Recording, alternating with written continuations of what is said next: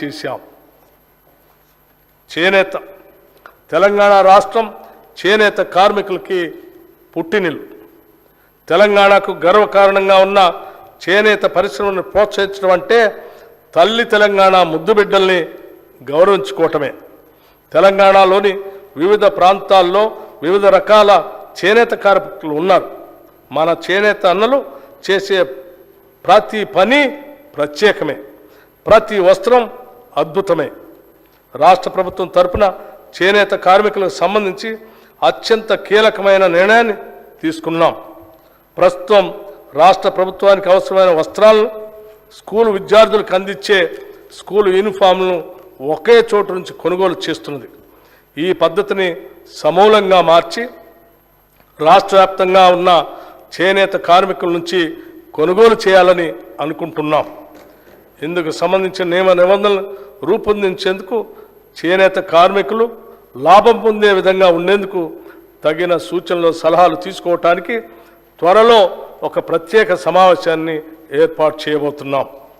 చేనేత కార్మికులు ఈ సమావేశంలో అందించే అతి విలువైన సలహాలని మా ప్రభుత్వం వినమ్రంగా స్వీకరిస్తుంది, వాటిని చిత్తశుద్ధితో అమలు చేస్తుంది. అగ్గిపెట్టెలో పట్టే చీర నేసిన తెలంగాణ అద్భుత చేనేత కళా వైభవాన్ని తిరిగి ప్రపంచం ముందు ఉంచుతాం. విద్యుత్ రంగం రైతులకు ఉచిత విద్యుత్ ఇవ్వటం అనేది కాంగ్రెస్ పార్టీ అధికారంలో ఉన్నప్పుడు ప్రారంభించిన విధానం. కాంగ్రెస్ ప్రభుత్వ హయాంలో రైతులు ఈ ఉచిత విద్యుత్ పథకంతో ఎంతో ఆనందంగా ఉండేవారు.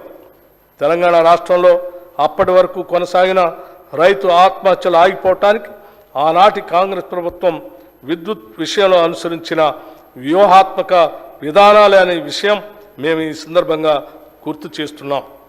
రాష్ట్రంలోని రైతులకి 24 గంటలు నాణ్యమైన విద్యుత్తును అందించడానికి మా ప్రభుత్వం కట్టుబడి ఉంది. రాష్ట్రంలోని అర్హులైన కుటుంబాలకి గృహజ్యోతి పథకం కింద 200 యూనిట్ల విద్యుత్తుని ఉచితంగా అందించేందుకు ఇప్పటికే మంత్రివర్గ నిర్ణయం జరిగింది. దానిని అమలు చేసే సత్వర చర్యలు చేపడుతున్నాం. ఈ పథకానికి బడ్జెట్లో 2418 కోట్ల రూపాయలు ప్రతిపాదిస్తున్నాం. రాష్ట్రంలో ట్రాన్స్కో మరియు డిస్కమ్లకి ఈ బడ్జెట్లో 16,825 కోట్ల రూపాయలు ప్రతిపాదిస్తున్నాం. అడవులు మరియు పర్యావరణం తెలంగాణ రాష్ట్రంలో పర్యావరణ పరిరక్షణకు ప్రభుత్వం విశేష ప్రాధాన్యతనిస్తుంది.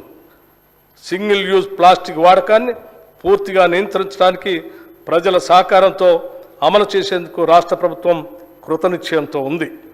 ఈ సంవత్సరంలో ప్రభుత్వం బయోడైవర్సిటీ మేనేజ్మెంట్ కమిటీల్ని పటిష్టపరచడం, పర్యావరణ అవగాహన మరియు శిక్షణా కార్యక్రమాలని చేపట్టబోతున్నాం. అంతేకాకుండా తెలంగాణ మత్స్య సంపద వైవిధ్యం, వెదురు పంటల సంరక్షణ మరియు పునర్జీవం, చిత్తడి నేలల సంరక్షణకి సంబంధించిన కార్యక్రమాలు చేయబోతున్నాం. రాష్ట్రంలో అవసరమైన వారందరికీ డబల్ బెడ్రూమ్ ఇళ్లను నిర్మించి ఇస్తామని గత ప్రభుత్వం చేసిన వాగ్దానాన్ని గాలికి వదిలేసింది. గత ప్రభుత్వం చెప్పిన విషయాలు విని తెలంగాణ రాష్ట్ర ప్రజలు డబల్ బెడ్రూమ్ ఇళ్లపై ఎన్నో ఆశలు పెట్టుకున్నారు. ప్రజల అవసరాలని, ఆశల్ని గత ప్రభుత్వం వారి రాజకీయ అవసరాలకు మాత్రమే వాడుకుంది. కానీ మా ప్రభుత్వం 6 గ్యారంటీల్లో భాగంగా ఇందిరమ్మ ఇళ్ల పథకం కింద ఇల్లు లేని వారికి ఇంటి స్థలం, స్థలం ఉన్న వారికి ఇంటి నిర్మాణానికి 5 లక్షల సాయం అందించడానికి అవసరమైన కార్యాచరణ మొదలు పెడుతున్నది. ప్రధానమంత్రి ఆవాస్ యోజన పథకం కింద పొందగలిగిన నిధుల్ని గత ప్రభుత్వం వినియోగించుకోలేకపోయింది. అందుకోసమే ఇప్పుడు కేంద్రం నుంచి అత్యధిక నిధులు రాబట్టి వాటిని తెలంగాణ ప్రజలకు మరింత ఎక్కువ లబ్ధి చేకూర్చేలా వినియోగిస్తాం.